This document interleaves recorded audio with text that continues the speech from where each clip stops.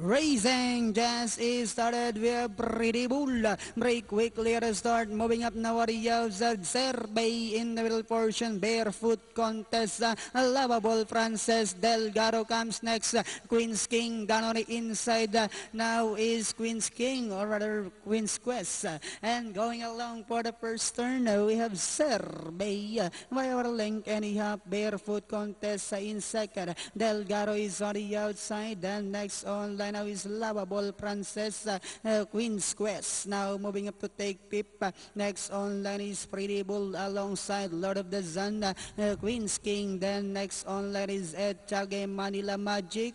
Moving up now at the outside is entry number 9, and this one is Mount Panama. Bloodline comes next as Kuda second less, while Mapagtiis now racing in 14th. Inside the 3 octavo we have Zerbay by about 2 lengths. Delgado in second. Barefoot contest. Queen's Quest now trying to get closer in fourth. Pretty Bull is down in fifth. Then next online Lord of the Sun, Queen's King like twice now arriving at the scene, and they are now entering the home stretch. We have Zerbay by only a length. Moving up down on the inside is Barefoot contest.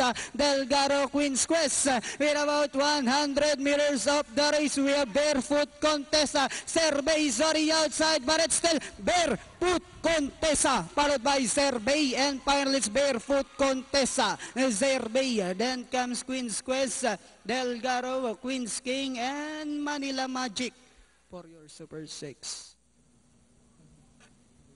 5, 12, 1. 7.